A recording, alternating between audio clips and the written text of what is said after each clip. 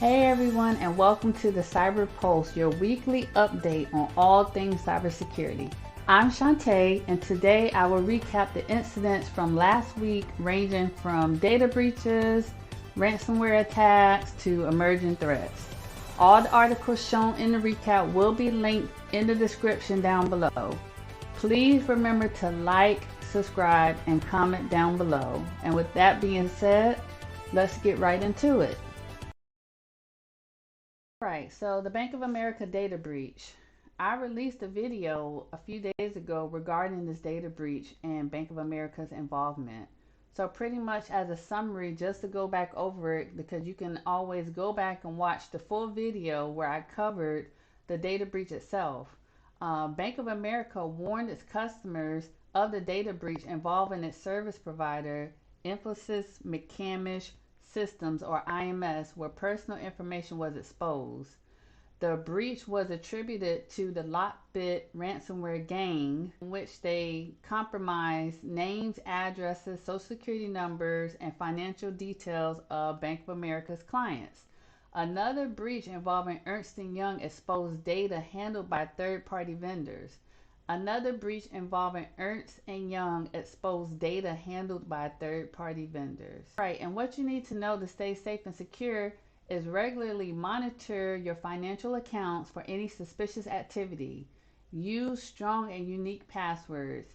Enable multi-factor authentication whenever possible, and remain vigilant about phishing attempts and suspicious emails. All right, a new type of harmful software called RustDoor has been discovered by Bitdefender. It targets Apple macOS users since November 2023 and pretends to be a software update for a program called Microsoft Visual Studio. So this one is definitely important. Now, what happens with this software is that it can get into different kinds of Apple computers. Even though it's not clear how it got in at first, it's important to know that it's usually hidden in files that look safe. So with RustDoor, it can do things like take your files and send them to the cyber criminals. It's also linked to ransomware that can lock up your files and demand money. The good news is that the government has taken down some of this software, and they've made tools that you can actually use to help you unlock your files for free. It's important for Apple Mac OS users to be careful when downloading things from the internet and keep your computer updated with the latest security software. And just to backtrack a little bit, in case you're not familiar with what a backdoor is, it's pretty much a secret way for someone to access your computer. And then what they can do is they can get inside the computer and they can access your information, or they can cause harm to your PC. So this do I suggest? In order for you to stay safe, I suggest that the Mac OS users exercise caution when downloading software updates or opening attachments, even if they seem like they're legit.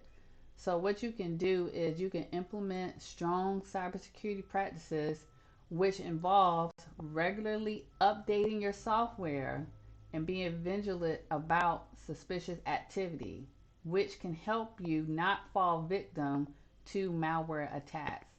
Again, make sure that when you're doing these updates that they're actually coming from the vendor. So in this case, actually coming from Apple or Microsoft or whoever the product is that you're using on your computer. Make sure it's coming directly from them. You can always go to their website and also pull the updates from there.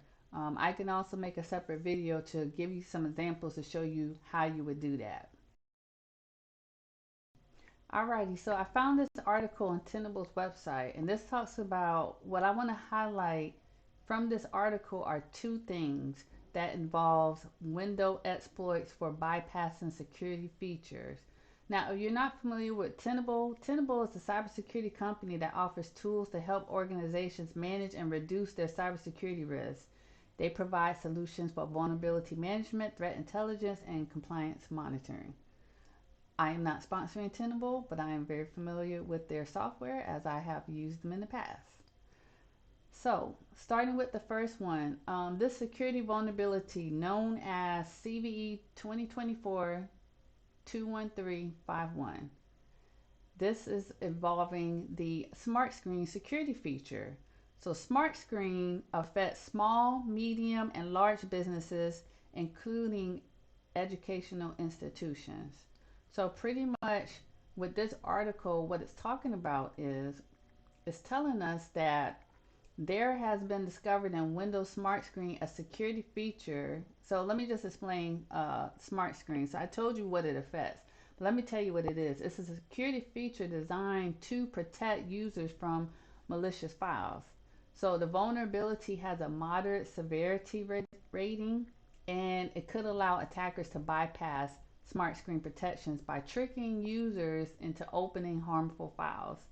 Now, Microsoft has confirmed that this vulnerability has been exploited in the wild as a 0 day. 0 day again, meaning that the same day that it was exploited, there was no fix for it at the time that it was discovered. So, attackers were exploiting it again before the fix was available. So, since 2022, there has been a total of 5 vulnerabilities identified in Windows Smart Screen, all of which have been exploited in a similar manner. So, in order for you to stay safe against this type of exploitation vulnerability, you should be cautious when you're opening up files from unknown or untrusted sources, especially if they appear suspicious or they are unexpected. Additionally, keeping your software and security features up to date can help protect against known vulnerabilities like this one with Smart Screen. So next up, I want to talk about this one right here. So a security vulnerability known as CVE 2024 21412 has been identified in internet shortcut files, which are commonly used to create shortcuts to websites or files on a computer. Now, the vulnerability has a high severity rating and could allow attackers to bypass security measures by tricking users, again, into opening malicious internet shortcut files. Now, exploiting this flaw requires social engineering tactics to convince users to open the file. So, Microsoft has confirmed that this vulnerability has been exploited in the wild as a 0 day, again, meaning that attackers were exploiting it before the fix was available. However, there are certain details about the exploit that were not provided at the time that this was published. So, again, what can you do to stay safe? Again, exercise caution when you're opening files or clicking on links, especially if they are being received from unknown or untrusted sources. Now, make sure that you are vigilant and skeptical of unexpected or suspicious emails, messages, or attachments. Additionally, keeping your software and your security features up to date can help protect you against these type of known vulnerabilities. All right, this is another interesting one, the DarkMe malware. So, Microsoft has patched a 0 day vulnerability that was exploited in attacks targeting foreign exchange traders or forex traders. Now, if you know anything about the stock market, foreign exchange traders are trading things like metals, commodities, things like that in the stock market. So, the attacker in this article is known as Water Hydra Group. Water Hydra Group and Dark Casino were also spotted using the Smart Screen exploit that I just mentioned previously. Now, the attackers used tactics involving internet shortcuts and web dev components to evade detection by security measures like Smart Screen. Now, if you don't know what web dev is, it's a way to edit and manage files on websites like editing files on your computer. So it so initially what they did was they targeted forex trading forums and stock trading telegram channels with spear phishing attacks, tricking traders into clicking on malicious links that led to compromised websites. Now, the goal was to install the malware called DarkMe through social engineering tactics.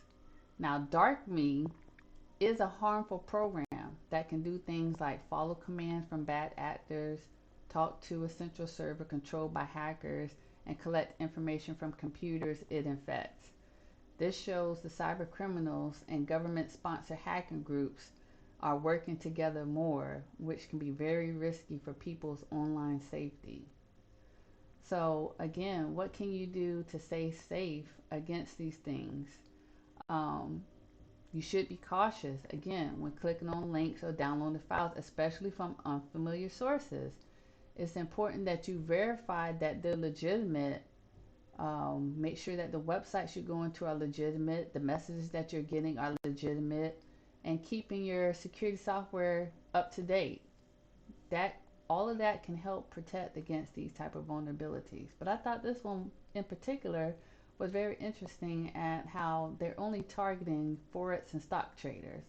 So if you're a forex or stock trader, please click the link in the description below so you can read the article in its entirety, because this is very interesting and you need to stay alert. You don't want anyone to steal the money that you've earned in the market, because I'm pretty sure that this type of stuff can be detrimental to a person.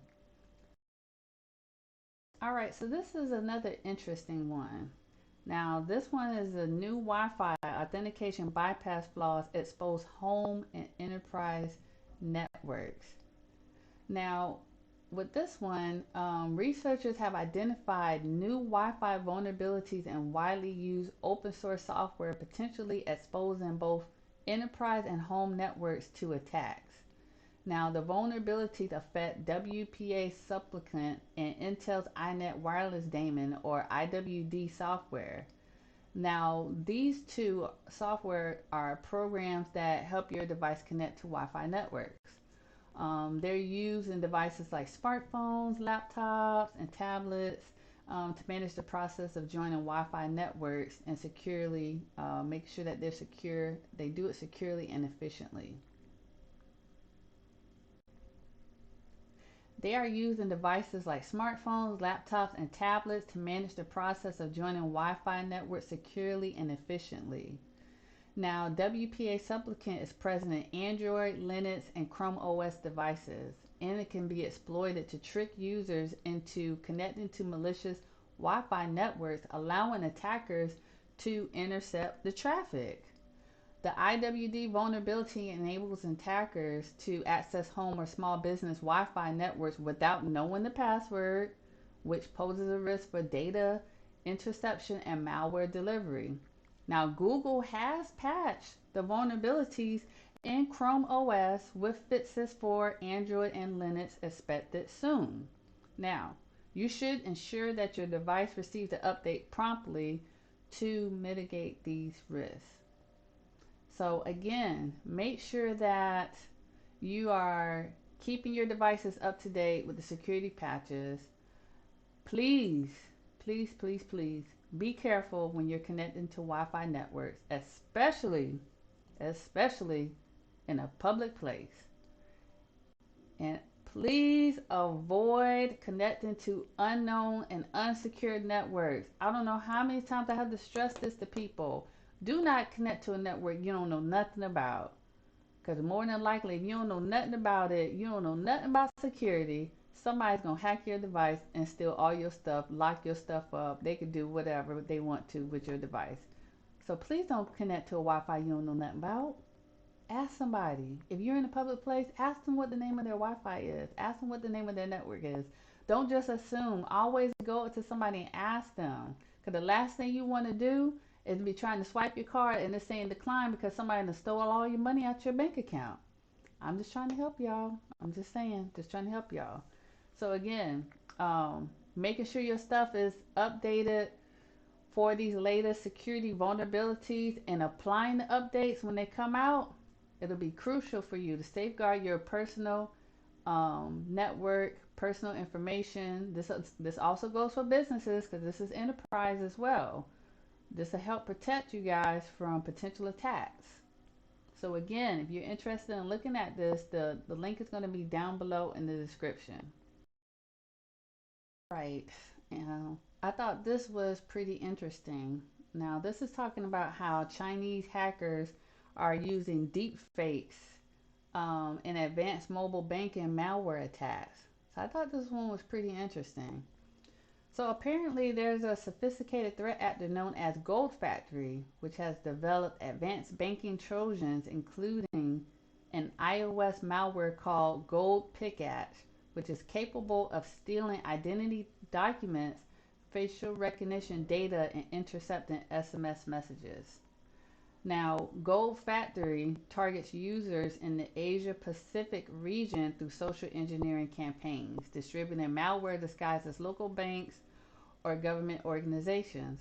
The malware distributed via smishing and phishing messages exploits security software flaws in Android and iOS devices to gain access and steal sensitive information. Now, while the iOS devices are less affected due to stricter permissions, Android devices are at risk, especially in Thailand and Vietnam. Now, Gold Factory's tactics include deepfake videos and fake overlays to trick victims into revealing personal information. So, in order to stay safe, consumers are advised to avoid clicking on suspicious links, installing apps from untrusted sources, and regularly reviewing app permissions. Also, the Gold Digger targets the Android devices. And this one, for the Android side, tricks people into giving out their banking information and can steal your personal info like passwords and your financial account information.